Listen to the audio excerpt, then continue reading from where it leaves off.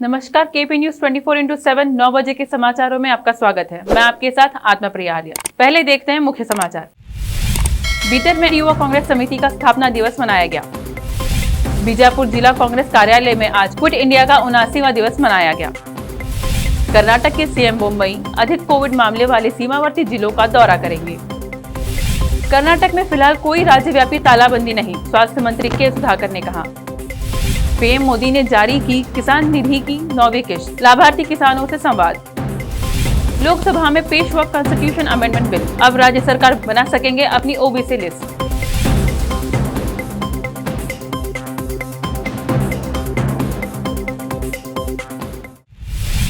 अब समाचार विस्तार से। पहले समाचार स्थानीय। बीदर में आज कांग्रेस युवा स्थापना दिवस मनाया गया। इस मौके पर कांग्रेस की युवा शाखा ने अपने अपने रूप में स्थापना दिवस मनाया। आज बीदर दक्षिण के कमठाना ग्राम में कर्नाटक प्रदेश युवा कांग्रेस समिति की महासचिव डॉक्टर अफरोज जहां ने अपने युवा बीदर दक्षिण युवा कांग्रेस अध्यक्ष और उपाध्यक्ष सहित अन्य पदाधिकारी लोगों में मिठाई बांट कर मनाया। तो वहीं युवा कांग्रेस के जिला अध्यक्ष फरीदुल्लाह खान ने अपने साथियों के साथ पौधे लगाकर मनाया है।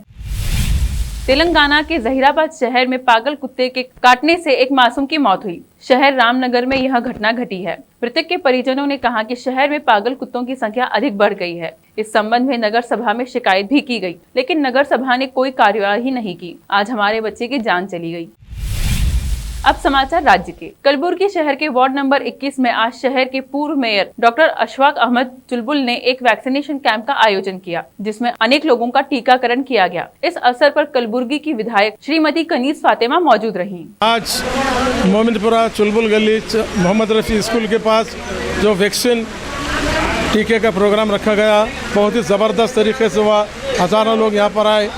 पब्लिक ज़्यादा होने से पहले रजिस्टर में एंट्री किया गया, बाद में उनको वैक्सीन दिया गया। उसमें कोई ये दो राय नहीं है। और आज के प्रोग्राम में एमएलए मैडम कनीज फातिमा शुमाल और जो है दीगर कायदीन, यंग कायद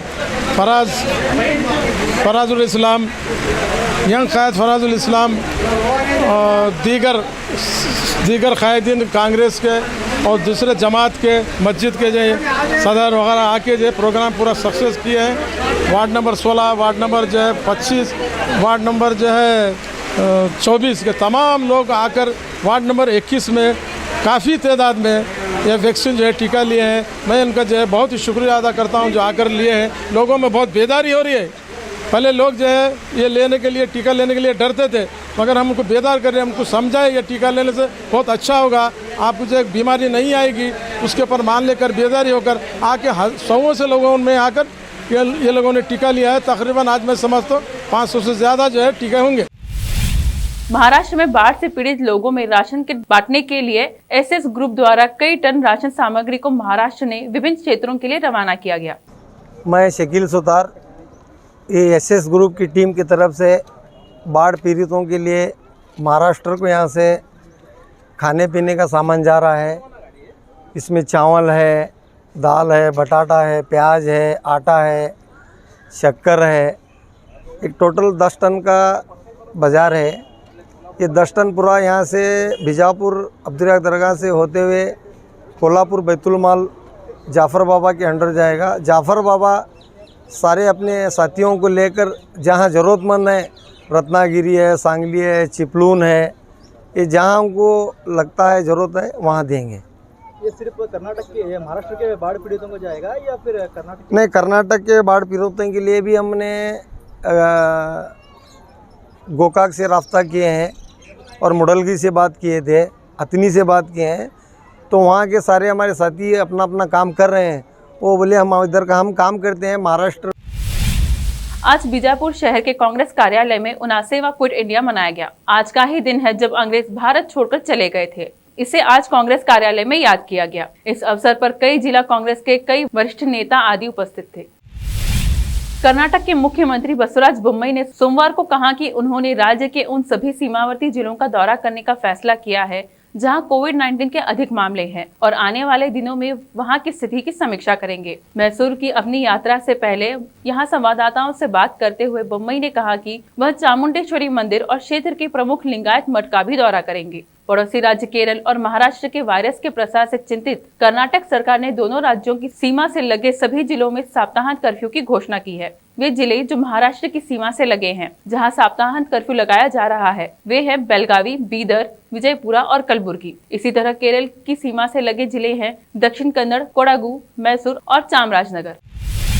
कर्नाटक के मुख्यमंत्री बसवराज बोम्मई द्वारा सप्ताहांत कर्फ्यू और अतिरिक्त प्रतिबंधों की घोषणा के बाद स्वास्थ्य मंत्री के सुधाकर ने स्पष्ट किया है कि लॉकडाउन लगाने का कोई सवाल ही नहीं है। 6 अगस्त से कर्नाटक सरकार ने कोविड-19 वायरस के प्रसार को रोकने के लिए राज्य के सीमावर्ती जिलों में सप्ताहांत कर्फ्यू और राज्य भर में अतिरिक्त प्रतिबंध लगा दिए हैं। अभी तक राज्य भर में तालाबंदी करने का कोई सवाल ही नहीं है। हमारे यहाँ ऐसी स्थिति नहीं है। उन्होंने यह भी कहा, हमने पहले ही राज्य भर में 1 रात का कर्फ्यू लगा दिया है और बड़े समारोहों और अन्य संभावित जोखिमों पर प्रतिबंध पहले से ही लागू हैं। हम दिन प्रतिदिन स्थिति की निगरानी करेंगे और विशेषज्ञों की राय और टीएसी की सिफारिशों के आधार पर उचित निर्णय लेंगे।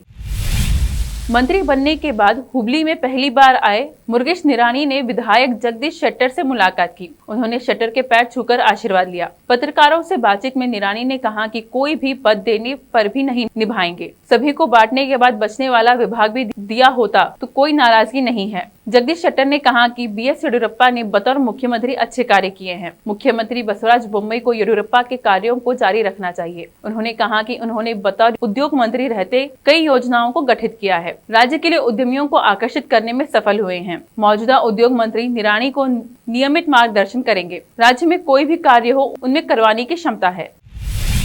राष्ट्रीय जांच एजेंसी के अधिकारियों ने बांग्लादेशी नागरिकों के एक समूह से जुड़े मानव तस्करी के मामले में बेंगलुरु में तलाशी ली और आपत्तिजनक दस्तावेज बरामद किए। एनआईए के एक बयान में कहा कि जांच एजेंसी को एक व्यक्ति से जुड़े 2 स्थानों पर छापेमारी की, जिसके यहाँ बांग्लादेशी तस्करों के लिए फर्जी आईडी प्रूफ बनाने में शामिल होने का संदेह है। तलाशी के दौरान विभिन्न आपत्तिजनक दस्तावेज, जाली दस्तावेज बनाने में इस्तेमाल होने वाले हार्ड डिस्क और मोबाइल फोन सहित 6 डिजिटल उपकरण जब्त किए गए। यह मामला एक बांग्लादेशी महिला से संबंधित है, जिसे एक गिरोह द्वारा कथित तौर पर नौकरी दिलाने के बहाने भारत लाया गया था और वेश्यावृत्ति के लिए मजबूर किया गया था। उसके बाद मई में उसके तस्करों के निर्देशों का पालन नहीं करने के लिए उसके साथ बलात्कार किया गया और उसके साथ क्रूरता की गई और पूरे कृत्य को एक आरोपी ने रिकॉर्ड कर लिया। वीडियो क्लिप के आधार पर जो वायरल हो गया था और बांग्लादेश में उनके समकक्ष से एक गुप्त सूचना के आधार पर आरोपियों का पता लगाया गया और बेंगलुरु पुलिस ने उन्हें गिरफ्तार कर लिया। अब समय एक छोटे से ब्रेक का, जल्द लौटते हैं ब्रेक के बाद।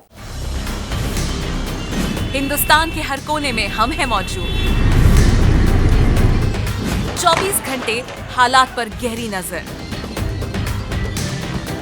खबरों से जुड़े चुपते सवालात और आपको दिखाता है धार्मिक, सामाजिक, राजनीतिक, लोकल और इंटरनेशनल न्यूज की सबसे बेहतर कवरेज, जो आपको रखती है हर पल बाखबर। देश और दुनिया भर की खबर के लिए देखते रहें केपी न्यूज 24/7।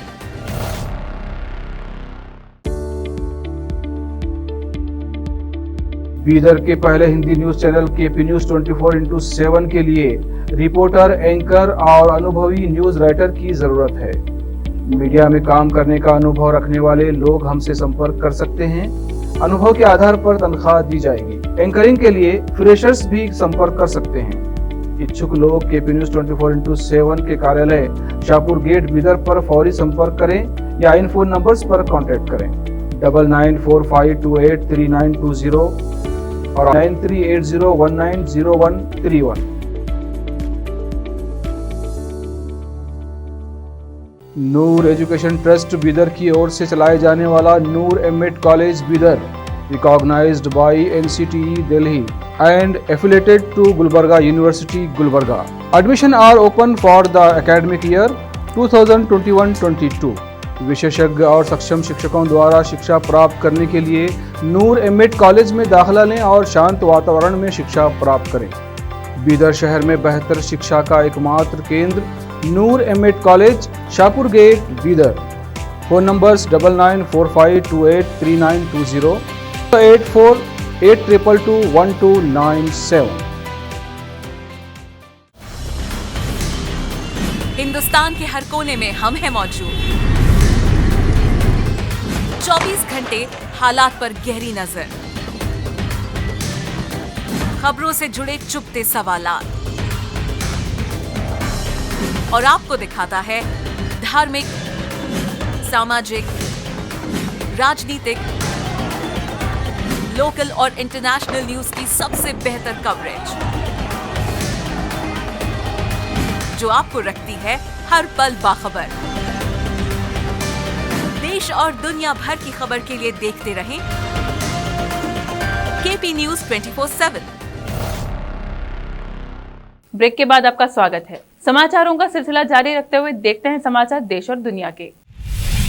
प्रधानमंत्री श्री नरेंद्र मोदी वीडियो कॉन्फ्रेंसिंग के माध्यम से प्रधानमंत्री किसान सम्मान निधि योजना के लाभार्थी किसान परिवारों से संवाद कर रहे हैं। पीएम मोदी ने कहा, 2 वर्ष से भी कम की अवधि के भीतर करीब 10.82 करोड़ किसान परिवारों को लाभांतरण सुनिश्चित करना इस सरकार के संकल्प और कार्यक्षमता को दर्शाता है। कृषि मंत्रालय की तरफ से दी गई जानकारी के अनुसार कुल 1,16,292 करोड़ रुपए की धनराशि लाभार्थी परिवारों को निर्गत किया गया है। वित्त वर्ष 2020 से 21 में ही कुल 60,437 करोड़ रुपए की धनराशि जारी की गई है। कॉमन सर्विसेज सेंटर को पीएम किसान योजना के लिए किसानों का पंजीकरण करने के लिए अधिकृत किया गया है।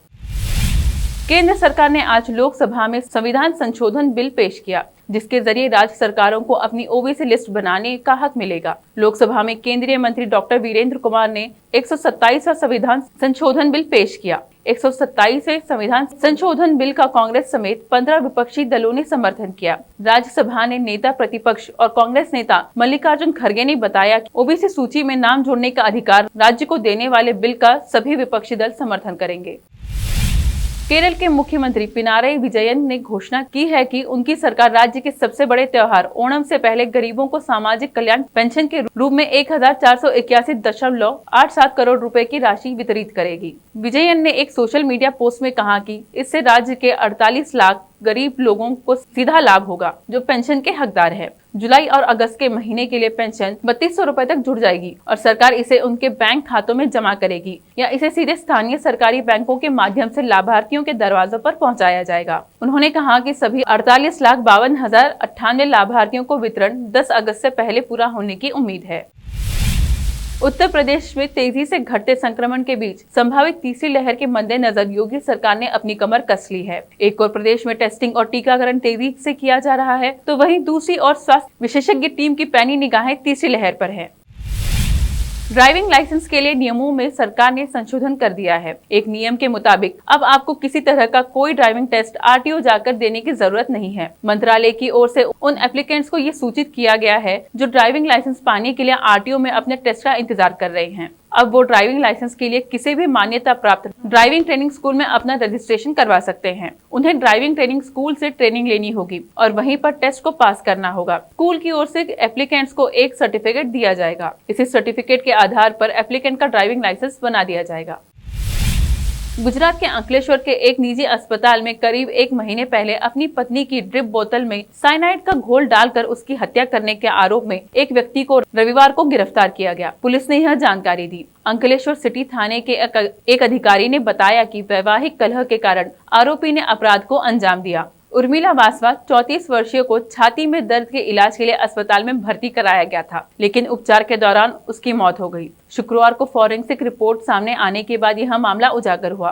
फॉरेंसिक रिपोर्ट में साबित हुआ कि वासवा की मौत साइनाइड के कारण हुई। अंकलेश्वर में एक कारखाने में काम करने वाले जिग्नेश पटेल ने ही अपनी पत्नी वासवा को इंजेक्शन के जरिए जहर दिया। साहिबगंज के तालझारी प्रखंड सभागार भवन में सोमवार को सभी स्थानीय राजनीतिक दलों के जनप्रतिनिधि व माझी परगना संघ के बुद्धिजीवी लोगों के साथ विश्व आदिवासी दिवस के उपलक्ष्य पर एक दिवसीय कार्यक्रम का आयोजन किया गया, जिसका शुभारंभ बीडीओ साइमन मरांडी व कृषि पालक पदाधिकारी प्रमोद कुमार एवं माझी परगना संघ के द्वारा दीप प्रज्वलित कर किया गया। साथ ही केसीसी लोन सहित कई सरकार की महत्वपूर्ण योजनाओं को लेकर भी लोगों को जागरूक किया गया। इस दौरान बीडीओ साइमन मरांडी व माझी परगना संघ के कई लोग शामिल रहे।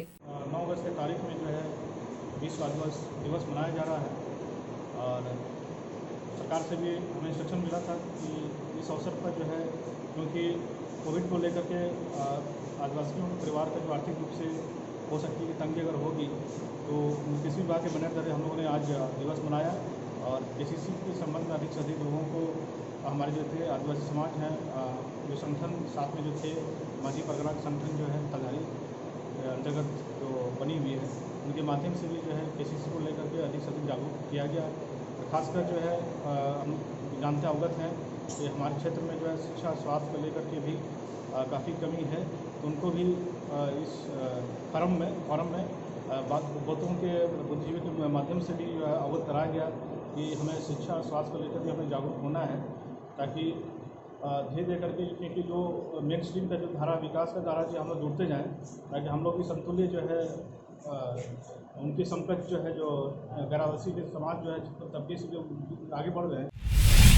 इजराइल के प्रधानमंत्री नफ्ताली बेनेट ने रविवार को कहा कि वह लेबनान सरकार को उसके क्षेत्र में रॉकेट दागने के लिए जिम्मेदार मानते हैं, चाहे आतंकवादी समूह हिजबुल्लाह ने रॉकेट दागे हों या नहीं। प्रधानमंत्री की यह टिप्पणी इजराइल और हिजबुल्लाह के बीच भीषण हिंसा भड़कने के कुछ दिन बाद आई है। उन्होंने इस बात का संकेत दिया कि अगर रॉकेट हमले जारी रहते हैं तो इजराइल अपनी प्रतिक्रिया का विस्तार कर सकता है।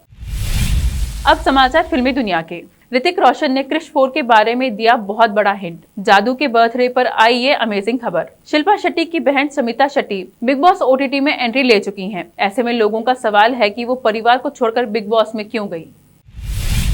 देखते हैं खेल जगत के समाचार। टोक्यो की यादों को भुलाकर पेरिस ओलंपिक 2024 को यादगार बनाना चाहते हैं दुनिया भर के athlete. India versus England first test 5वां दिन बारिश में धुलने पर मैच ड्रॉ पर हुआ समाप्त। भारत ने इस मैच में पकड़ बनाई हुई थी, लेकिन बारिश ने खेल का रुख मोड़ दिया और भारत की जीत की संभावना पर पानी फेर दिया।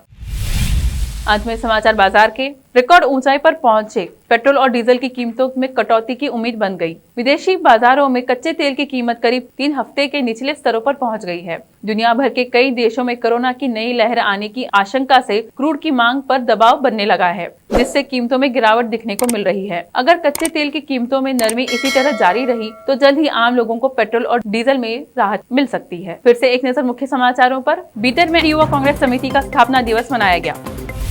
बीजापुर जिला कांग्रेस कार्यालय में आज क्विट इंडिया का 79वां दिवस मनाया गया। कर्नाटक के CM मुंबई अधिक कोविड मामले वाले सीमावर्ती जिलों का दौरा करेंगे। कर्नाटक में फिलहाल कोई राज्यव्यापी तालाबंदी नहीं, स्वास्थ्य मंत्री के सुधाकर ने कहा। PM मोदी ने जारी की किसान निधि की 9वीं किश्त, लाभार्थी किसानों से संवाद। लोकसभा में पेश हुआ कॉन्स्टिट्यूशन अमेंडमेंट बिल, अब राज्य सरकार बना सकेंगे अपनी OBC लिस्ट।